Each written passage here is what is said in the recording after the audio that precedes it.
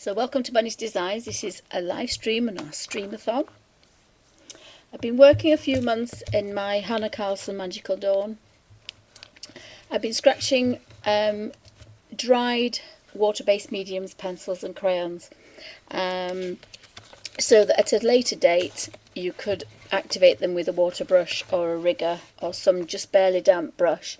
A water brush wouldn't be any good because as soon as you touch a water brush on a page, it floods with water because that's what it's designed to do, and most pages won't take that. The Hannah Carlson one and the Joanna Basford are quite good, but they still don't want that much water. They just want enough to kind of activate it. So the best one I found is the Derwent number 1 little water brush. I find that if you use a baby wipe, it just gives you enough water to activate it rather than flooding the page. So it doesn't really rub off too much, some probably more than others, but this one is Caran d'Ache Colour 2s.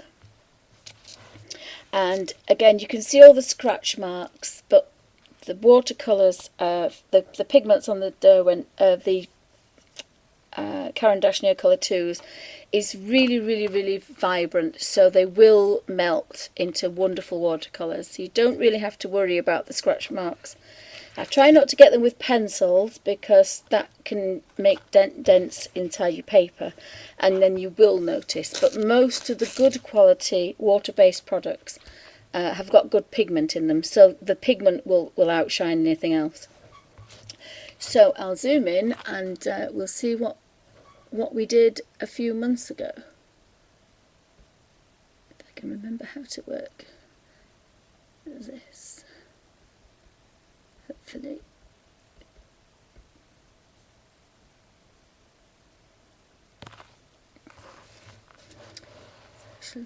I'm going to work from right to left. Now if you're right-handed, you'll want to work left to right, but I'm left-handed, so I want to really work this way.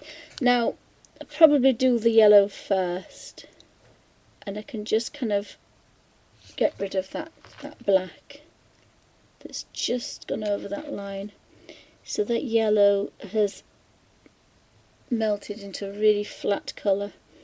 I'm going to do the red, and it is a little bit too wet, this brush.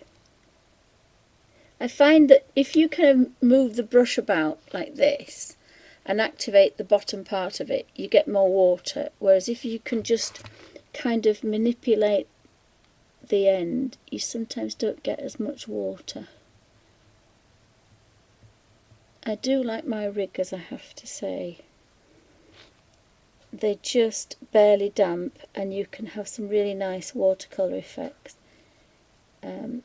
This is a bit too wet for me, but this particular page can take that. And then we'll touch that. In fact, I do need a piece of paper.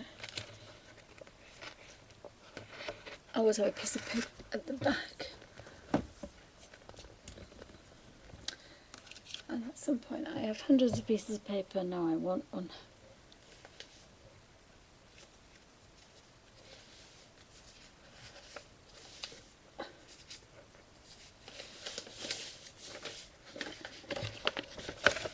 It's always a good idea to have a piece of paper.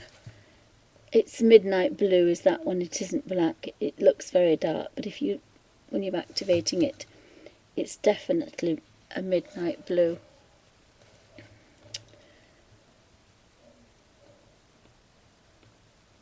So we'll just, and I seem to have lost all my little white sparkles, but I can get those back. I've got a Posca pen somewhere.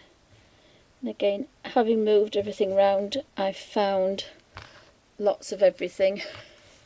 So all the pens I've found and things I've forgotten I had. Sometimes it's quite good to have a really good rummage round.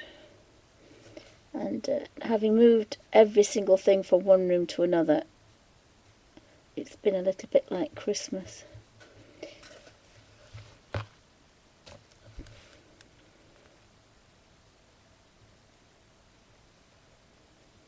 So The disadvantage of this is if you haven't got the colours with you and you want it stronger, you'll have to wait till you get home.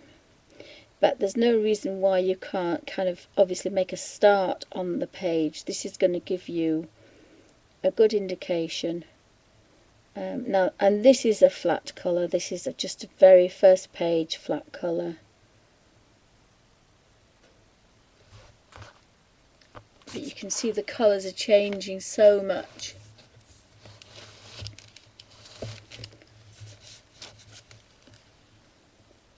Oh, mine is the Derwent #1.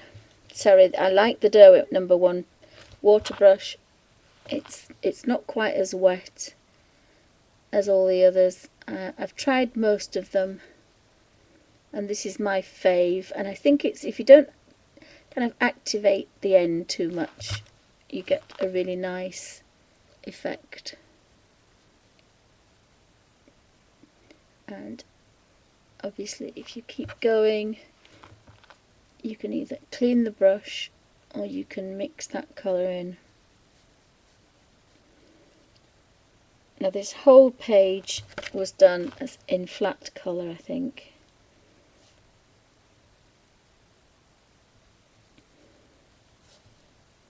I think I wanted this was the first page.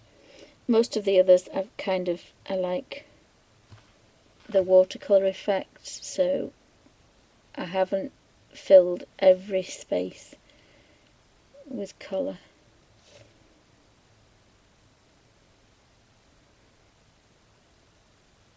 But as you can see, it's mixing really well, and it would do exactly what you would expect the Neos to do, and it's had no detrimental effect, the fact that I did this a few months ago.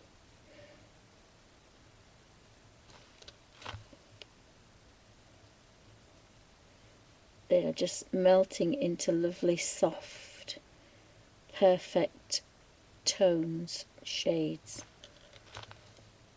of very strong colours, which is how I've done this particular page. As I said, the only disadvantage is you don't have... I'm going to find it difficult to get into that corner, so I'm going around this bend here. Now obviously you can go a lot slower than this if you're sitting on the beach and enjoying yourself. I don't think they'll melt off the page. They might get a bit sticky if you go into a very, very hot climate. I know Neos do not like great heat. They will melt. But this means that you could do this and then go to the beach and do some colouring, and you don't have to worry about ruining your lovely crayons. And or your pencils as well, for that matter. So it's just a really nice way to work. And you've done all the colour theory, you've done all the thinking about the reds and the yellows and all the sparkle colours. All you're worried about now, sorry about this, to turn it round, you're just worried about actually keeping in within the lines. And if you do decide that you want something a bit stronger, then when you get back you can manipulate it. But I like the idea of doing this. If you were going on a train, or if you're going, you might want to take something to do with you, but you don't want to take all your supplies. Or as I say, if somebody's in hospital or the elderly, I love the idea that colouring in with the elderly. They may not want to be messing about with lots of colours and crayons, so you could do the colour work for them. And this makes it so much easier. They're still being artistic and kind of playing about with the colours. Or somebody that doesn't have a full set of Neos, you could scratch the colour in for them. Or children, if your children want to do some colouring and you don't want to give your 5 or 6 year old your Neos, then you could do all the colour work for them. And they could just colour them in with a brush.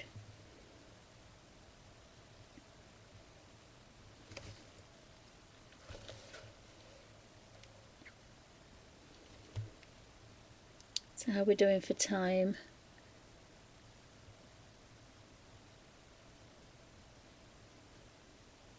So thanks for stopping by, guys. Happy New Year to everybody. Hope there's not too many rockets going off where you are.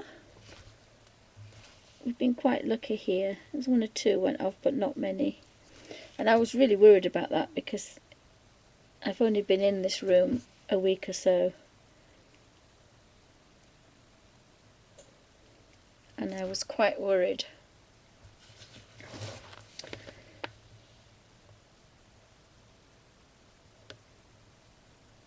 So I do love the fact that you can manipulate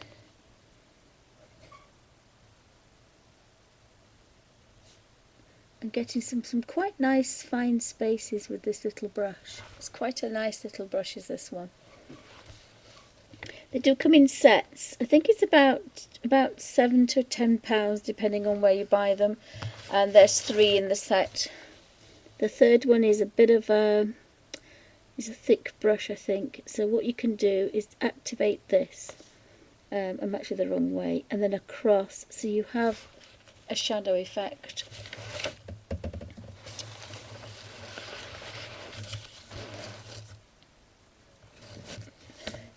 Now sometimes you have to think bigger space, bigger brush. So if you look, that makes you have a really nice watercolor effect across there with a natural highlight. So the next brush is there somewhere. Just had it out.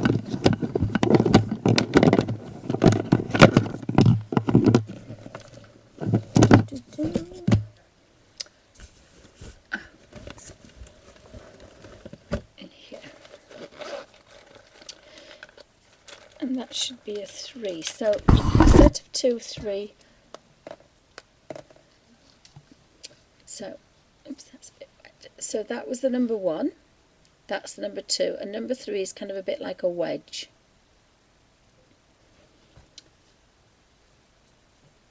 But a very sad girl. But I just like the fact that a lot of water brushes, the tops don't go on the backs. So I kind of like that. Now the bigger one is for a bigger space. So again, we get wet, twist, just barely damp, and again you need a slightly bigger one for a bigger space. If we try not to activate it too much, we don't get too much water.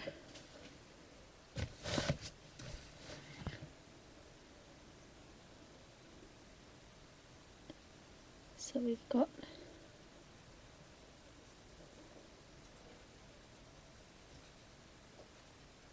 quite a nice watercolour effect there.